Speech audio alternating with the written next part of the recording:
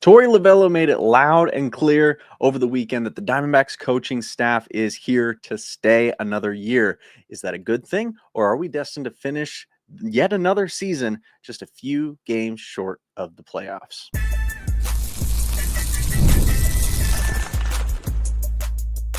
You are Locked On Diamondbacks, your daily Arizona Diamondbacks podcast, part of the Locked On Podcast Network, your team every day. What's up, and welcome to another episode of the Locked On Diamondbacks podcast, show where we talk nothing but the D-backs Monday through Friday. And thank you so much for making Locked On Diamondbacks your first listen every single day. I am your host, Danon Biggs, and today's episode is brought to you by FanDuel. Right now, new customers can bet just $5, and if your bet wins, you'll get $300 in bonus bets to use across the app. Download the app today.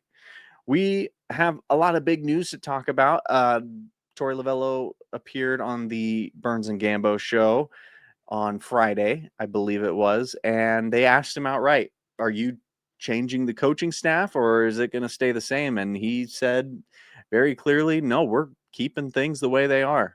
And we are going to keep the roles fairly similar. So there is that, which a lot of people, myself included, have kind of brought up the question of, is the problem with the players? Is it with Torey Lovullo? Is it with Mike Hazen? Or is it with the coaching staff? Is the hitting coach, the pitching coaches? Or do we need to look into that a little bit?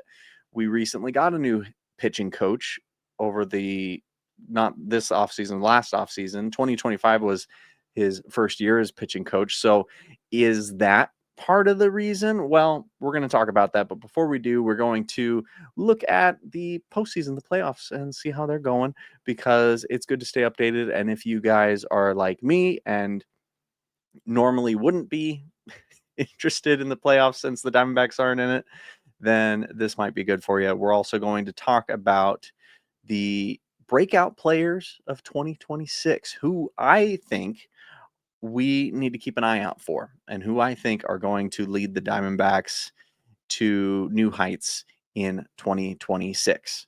So anyway, let's go ahead and get into it. First of all, let's look at the playoffs. So I have this cool image here that'll show you guys an image of where the postseason is at right now. So right now our matchups are the Detroit Tigers and the Seattle Mariners, the New York Yankees and the Blue Jays, the Dodgers and the Phillies, and the Cubs and the Brewers. Yesterday, the Tigers and Mariners played their second game, as well as the Yankees and the Blue Jays. The Tigers did surprise us with a Game 1 win in the 11th inning to win Game 1, but the Mariners were able to battle back in Game 2 to tie the game. Both of these games were very close and a matter of one run each. However, what wasn't close was the Blue Jays and Yankees. The Blue Jays have destroyed the Yankees, outscoring them 23-8 in the first two games. Absolutely demolishing. And in Game 2, the Blue Jays came out to a huge lead. It was, I think, 13-2, and the Yankees ended up coming back and scoring 5 additional runs, but not quite enough. So Blue Jays definitely doing a very good job against the Yankees, which makes me very happy as somebody who doesn't really love the Yankees. They're kind of the Dodgers of the American League, in my opinion. Now, the Dodgers, speaking of, unfortunately did beat the Phillies in Game 1, and Game 2 is tonight. So rooting for the Phillies there. The Phillies aren't my favorite team in the entire world, but they're so much more preferable to the Dodgers. That's not good English or proper English, but you get what I'm trying to say. And then the Cubs and the Brewers. The Brewers beat the Cubs in a pretty big way in Game 1. They scored 9 runs in just the first 2 innings against the Cubs. So definitely made a statement there, and their Game 2 is tonight as well. Anyway, what do I think is going to happen? Well, I know you guys are really wondering that. You're like, Danon, what on earth do you think is going to happen? Well, I think that the Blue Jays are going to sweep the Yankees tomorrow. I think they're going to win Game 3. Maybe not quite as dominant because it will be in New York, but I think they're going to get the sweep tomorrow. I think Seattle will win tomorrow as well, but that one might go to 5 games, because I don't think that the Tigers are gonna go down super easy. Apparently, yeah, that's been quite the struggle. So whichever team wins, I hope it's Seattle because I do like the Mariners. Then I think it's gonna be a tough series for them. The Brewers, I think, will win tonight, but I don't think they're gonna sweep. I think when they go to Chicago, I think that the Cubs are gonna put up a fight, and that might go to 4 games, might go to 5 games, but I do think that the Brewers will end up winning the series. And then the Phillies, I put here that I think they're gonna win. I think I probably should have said I hope they're gonna win, but we'll see. If the Phillies lose this round to the Dodgers, but then the Dodgers lose the next round, I'll probably be fine. But but definitely hoping for a Philadelphia win tonight. And then as far as everything goes, the way everything's looking, I think that Toronto has kind of this postseason. I think that they have shown that they are able to score a lot of runs really quickly. I think the Brewers are maybe the next closest thing. So it may end up being a Blue Jays Brewers World Series, which would be amazing. I would love that. So much better than a Yankees Dodgers World Series. So that's what we're all hoping for. That's what we're all rooting for. And you guys agree with me, obviously. So I'm glad we're all on the same page. All right, let's talk about what we really are here to talk about, though. If you're still here, by the way, I wanted to say once again, thank you so much. You guys are incredible. I love hearing from you guys. I love hearing your guys' comments and you guys correcting me on how to say your names and, and confirming that your names are indeed just acronyms and I can stop stressing about it so much. So thank you for all of the comments. Absolutely love them. Do leave your comments and thoughts in the comment section of the YouTube videos because that's the best place for you to share your thoughts with me, and I get to see them very quickly. So, thank you again for all that. We're going to talk about the coaching staff and what that means for 2026. But before we do that, we're going to take a quick little break. Don't go anywhere. We will be right back. The NFL season is here, and FanDuel has an offer you don't want to miss. Right now, new customers can bet just $5 and get $300 in bonus bets if you win. That's right. Pick a bet, put down $5, and if it hits, you'll unlock $300 in bonus bets to use across the app. It makes watching football even more exciting when you've got a little something riding on the action. So, what are you waiting for? Visit fanduel.com to download the FanDuel app today and get started.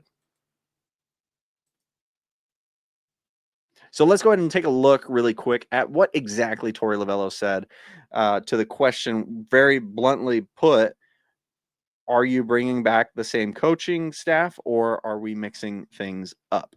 So here's what he said. Torey Lovullo said, we're going to bring back the same coaches. Where they land and what their roles are will be fairly similar. So this right away tells me that there's not, at least by the time the season ended, there's not a huge worry about the pitching staff because they've been talking a lot about the bullpen and they talk a lot about the starting pitching rotation and how those are going to need work, but they have not talked about the coaching staff. And this specifically says, to me at least, the coaching staff was not the problem. The coaching staff had problems, but was not the problem. Like, it sounds like, I mean, honestly, I hope this isn't exactly what they're saying, though they would be justified in saying this, is Lovullo and Hazen and the organization sounds kind of like they're just saying, you know what, injuries kind of kicked our butt this year, which again, they're fairly justified in saying. And because of those injuries, we ran real thin on our bullpen and our pitching. And so that's the areas that we need to fortify so that that doesn't happen again. Because offensively, we were fairly consistent. Marte had to sit out a good month or so. Carroll had to sit out a few months. Moreno had to sit out a few months. We lost Lourdes in the last month. We lost Suarez and Naylor at the trade deadline. And yet we scored I mean, we outscored a lot of teams in the majors. So even with our lower win rate percentage and our lack of a handful of key offensive players, we were still able to show up and compete. Pitching, we weren't quite able to, and I think that's because I think that's because when you bring in new blood for hitting, there's not the book on them. They're able to kind of surprise the opposing team, and like you don't know where to pitch to Blaze Alexander because he's brand new. You haven't seen him all year. There's not a book on him. There's not a scouting report on him. But then we saw towards the end of the year, people started to kind of figure that out a little bit, and they're like, "Oh, just throw curveballs to him in the dirt, and he'll swing every time."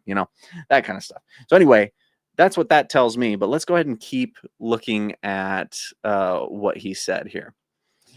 So from there, he said we did bring in 4 new coaches this past year, specifically the pitching staff, and that's not a reason for growing pains or making mistakes early, but there was some newness. I think, I mean, you don't want to hear excuses, and Lovullo's kind of lampshading this a little bit. He's making an excuse without making it an excuse.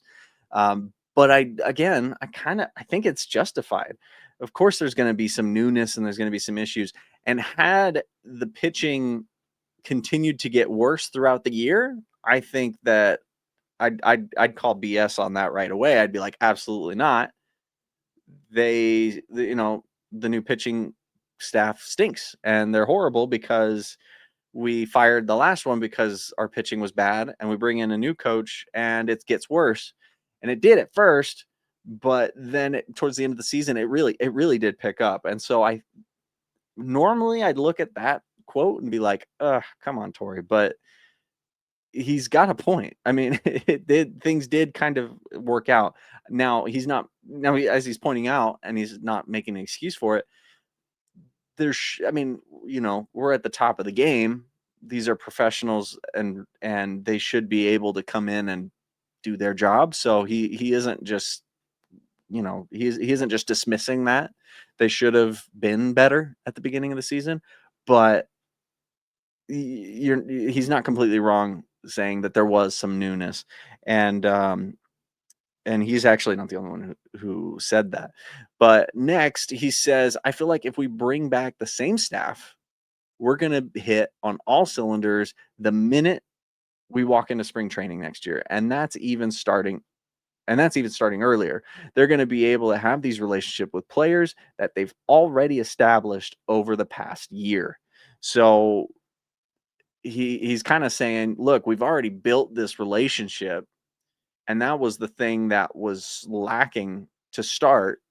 Like, these are talented coaches. They know what they're doing, but they don't understand the player super well. And so how to give them feedback and how to work with them, it took them a good while to figure that out. And so now that it's the end of the year and they have figured that out, switching them out would kind of undo a lot of that. So we really, kind of what I'm getting from that is we really haven't seen what this coaching staff can do. And believe me, I would love to be able to identify like the problem and just fix it. And one thing that I've theorized for a while now is it's the pitching staff. We just got to throw out the pitching staff and bring in new pitching staff. But the more I look into it, the more I'm thinking, you know what, that may actually not be the case. And this might also kind of support that. Is Zach Gallen talking about the pitching staff said, I think the first couple months, he, as in Brian Kaplan, the pitching coach, he was just trying to get to know everybody and what makes everybody tick, similar to a manager. Like, you have to understand how to manage. Sorry, that's weird to read an actual just spoken quote. Like, you have to understand how to manage personalities and what it is that motivates a certain guy. I think Cap did a really good job of trying to hit the ground running and be a fast learner, but it just takes time. I think you saw the improvement of our pitching staff over the second half of the season because Cap started to get more familiar or more comfortable and understood how to approach certain guys and what it was he could do to help guys better themselves. So I'm excited for him. So that's coming from Zach Gallen, who I feel like was kind of the biggest victim of this new pitching staff. I like watching him. It felt like, well, why is he struggling so much? I feel like he shouldn't be struggling as much as he is. And my theory was, well, it's probably because of the new pitching staff and everything. And so to hear him saying that he thinks we're going on the right path means a lot, especially, well, I don't know if the fact that he's going to be a free agent makes that better or worse, actually. What do you think? Tell me in the comments. I would love to hear what you think about that. So what does our coaching staff actually look like right now? Well, right now we have let me see if I can pull this up for you guys, actually make it a little bit easier. So right now we have Torey Lovullo, who is our manager, and that one we know. I'm trying to make this easier for you guys to see, but it's just not working. So anyway, we have Torey Lovullo, who's our manager. We have Jeff Bannister, who is our bench coach. And I kind of was curious. I did a little bit of research into this. I wanted to see like what do all these roles mean exactly, and because I kind of know, but I kind of don't too. So the bench coach, for anybody who doesn't know, is basically, I mean, he's the second in command. He is the guy who helps make the decisions in the game. He helps scout various pitchers, batters, things like that. He's the one who's kind of there to support the manager. Oftentimes the bench coach later will become a manager or is a former manager. It's and so that's a really big deal. So having Jeff Bannister there and having been there for a long time is very valuable. Also, if and when Torey Lovullo gets ejected, the bench coach becomes the new the acting manager.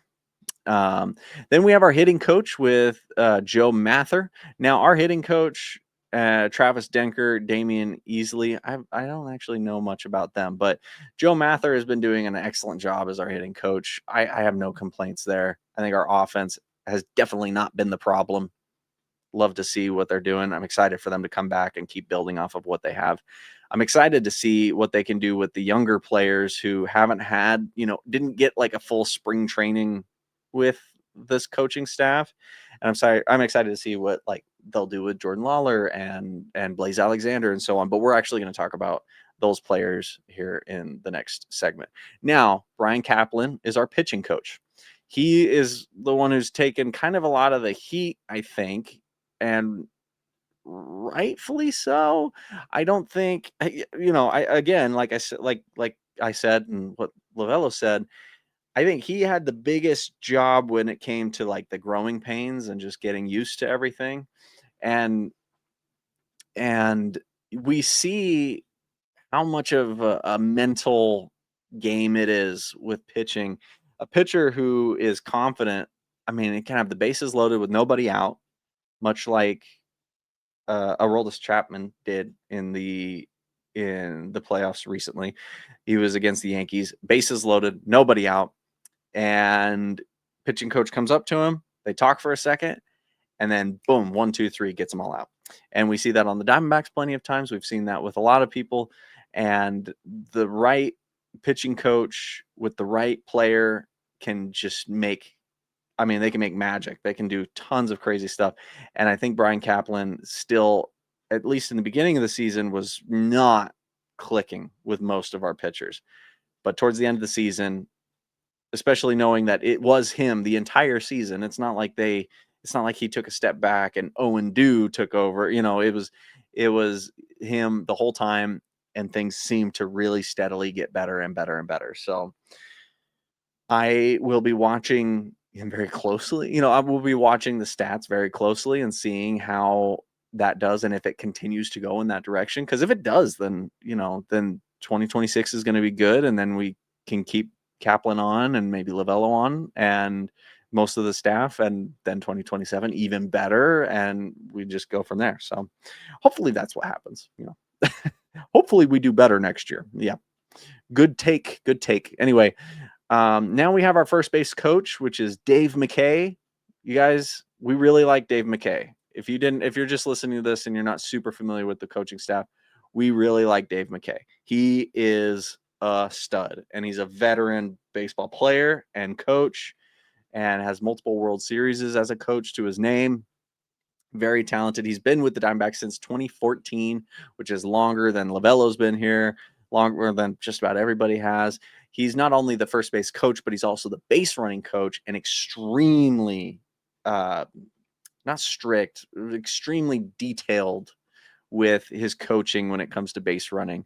And if you watch the broadcast, you'll hear Bob Brenly talking about how Dave McKay has like scorecards that he keeps on every single player and every single little like jump that they have, and every time they round the base, and how they get, how they slide and how they do all this.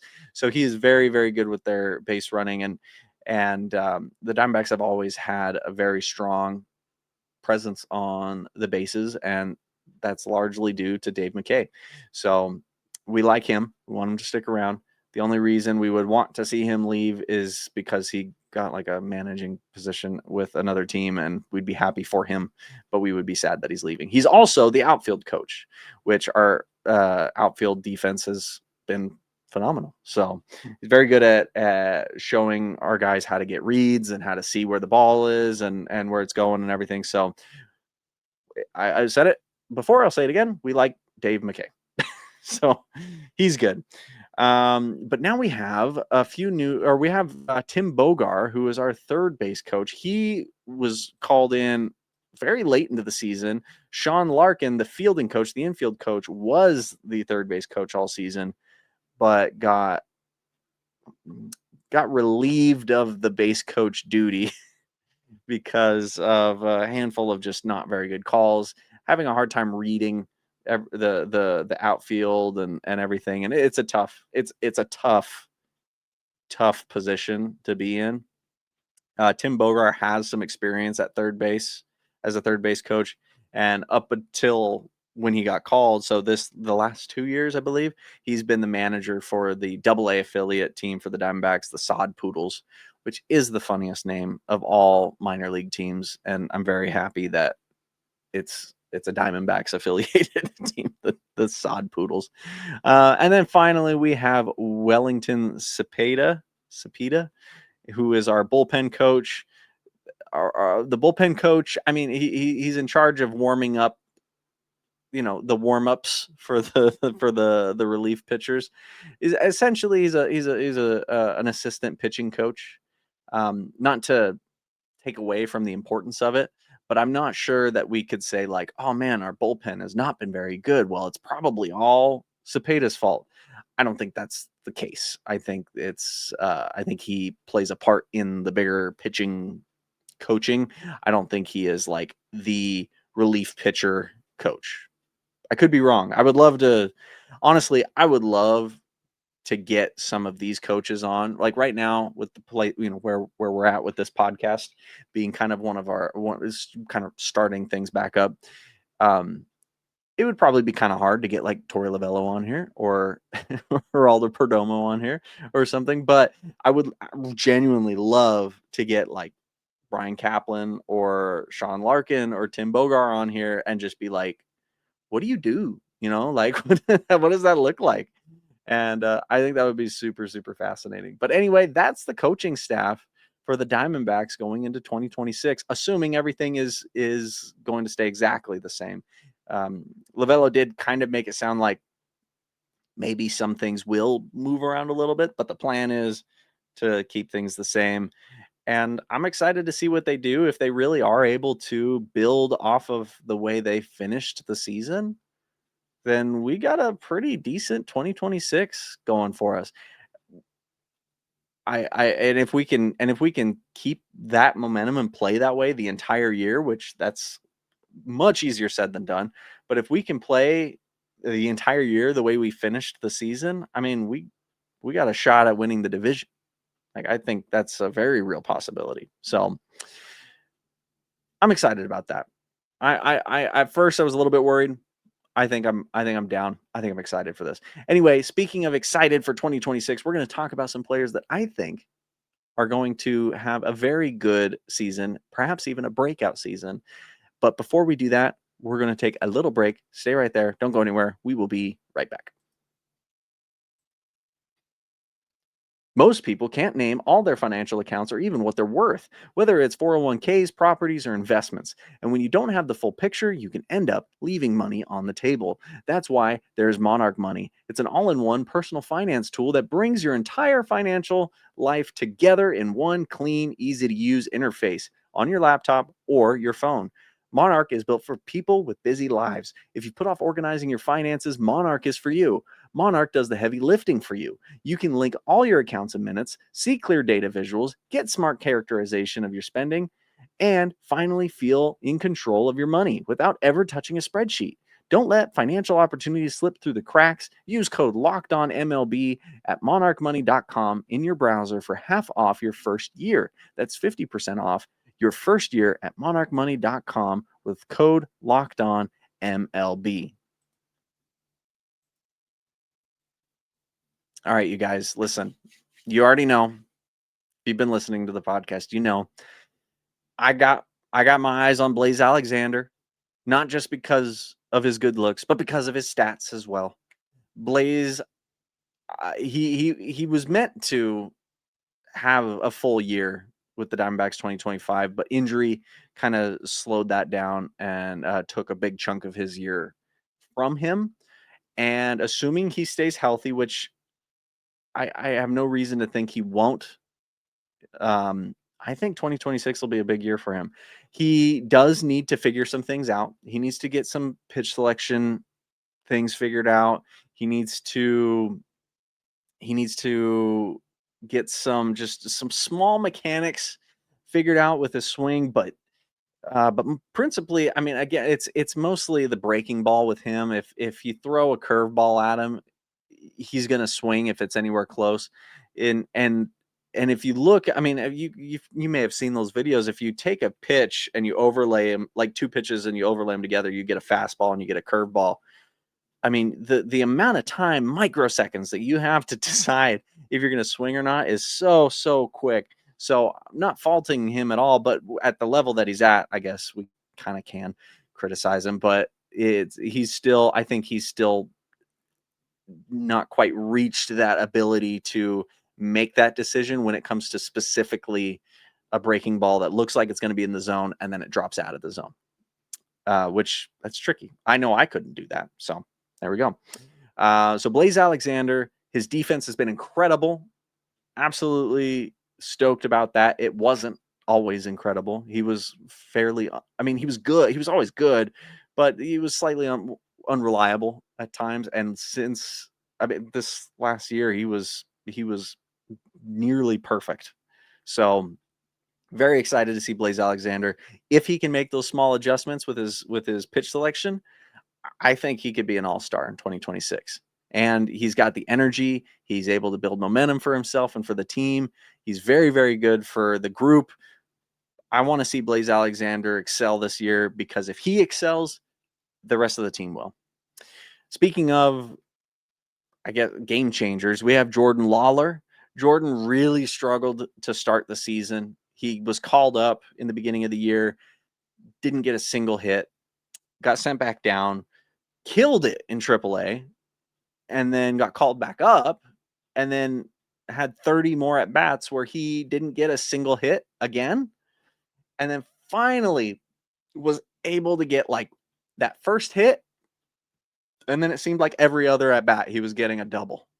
And so I think Jordan Lawlar did figure something out there. And I think if he's able to come into spring training and the beginning of the season, and he's on that starting lineup, which, unless we get some all-star veteran third baseman or a few or two, then I think Lawlar's on the starting lineup, and we'll get to see a lot of him. And if he's able to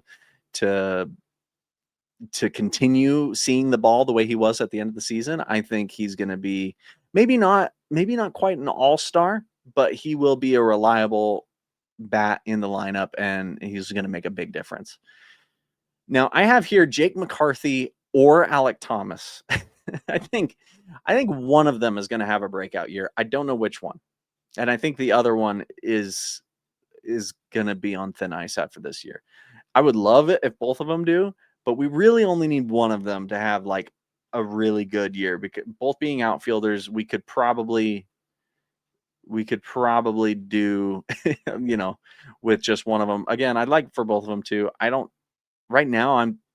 I don't know. With both of them, I'm kind of skeptical, honestly. I wouldn't be surprised if neither of them had a breakout year, and I think if neither of them have a breakout year in 2026, then it's going to be kind of tough going for both of them.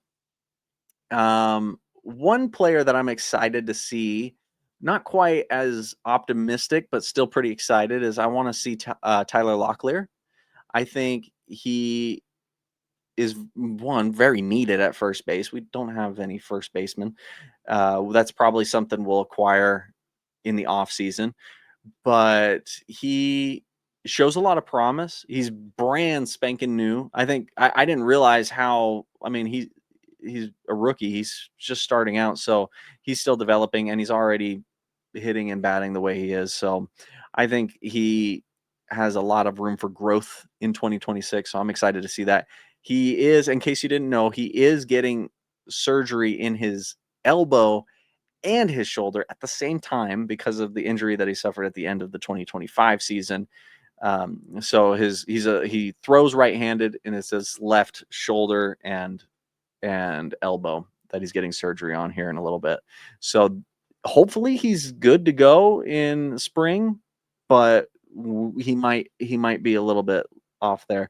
And also just coming off of surgery and recovering from that and everything, he may need a little bit of time to kind of acclimate. But if he's at the very least able to go to Reno and kind of get into the swing of things again, then get called up halfway through the season, I think he could be a good call up. Now, Pavin Smith is another character, another player that I really hope can stay healthy, because he's always been kind of the joke of the team. Is like, why is he still on the team? He must be a really nice guy that everybody really just likes. And because there's no other reason he hasn't been cut yet. But this last season, when he was playing, he was a consistent bat, and he was actually providing some much needed offense. So I hope that he's able to come back. He's able to stay healthy. I don't know that he's going to have like an all-star year, but I wouldn't be surprised if we see a solid, like, kind of a season similar to what we saw from Lourdes Gurriel Jr. or maybe as far as like offense as hits go. I was gonna say Perdomo, but I don't know that he. I think if Pavin Smith can add a little bit more power, a little bit more pop to his bat, he could be maybe kind of what Josh Naylor was for us a little bit. And then as far as the pitching goes, I really just have in the bullpen. I'm very excited. I think this could be an all. If 2026 isn't an all-star season for him, it's possible just because there's so many other pitchers out there. But if 2026 isn't, I wouldn't be surprised if 2027 is. Andrew Saalfrank, I was so excited when he first came up and was kicking butt, and then he had to get suspended for a year. So that wasn't cool. But since coming back, he's still the same player. He's one of our best arms. And I think you pair him with Martinez and Puck, and maybe we bring in a few other guys. We will bring in other arms into the bullpen. I think he'd be an excellent role player in our bullpen, and will do great things. He may be a good closer. We'll see. But I think that next year, if he can find his role in the bullpen and in the team, I think he's going to do great things. And then the other two bullpen arms that I'm excited about are Brandon Garcia. I liked what I saw of him. Needs a bit more developing still, but I think that he will be he may be the kind of pitcher that is back and forth between AAA and MLB for 2026. But I think by the time when we need him, as in, when injuries happen or when players are underperforming, we call him up. I think he'll deliver, and he'll develop in that time. And I think he may not start 2026 as an elite pitcher, but I think he will end 2026 as an elite pitcher. And then I really just want to see Bryce Jarvis come into his own. I think he has so much potential, and I think he can really become something great. And I think 2026 is his year to do that. So he's still got a long way to go, but he's a young pitcher, and I think that with the offseason and then spring training and starting next year, I think if he has a role to play in the bullpen as well, and it's well defined and he's able to accomplish that, then I think Bryce Jarvis could be an excellent arm in our bullpen. Anyway, you guys, that's my thoughts. That's what I think. But please tell me what you think, because if it's just me talking at you guys, that's boring. I want to talk with you guys, and I want to hear what you guys think. Be sure to follow us on X and Instagram and TikTok at Locked On Diamondbacks. We are on YouTube as well as every other place where you get your podcasts. If you just need to listen in and you're not able to watch my awesome graphics that show up on the screen. If you want to see more of me, though, you can find more of my YouTube channels and projects at my website, slackshack.tv. Thank you for making Locked On Diamondbacks your first listen every single day. For your second listen, find the all-night Locked On MLB Game Night. Every game, every night until a World Series champion is crowned. Get local analysis on a national scale. Find MLB Game Night on Locked On MLB, on YouTube, or wherever you listen to your podcasts. Thank you so much for listening, and I will see you guys tomorrow.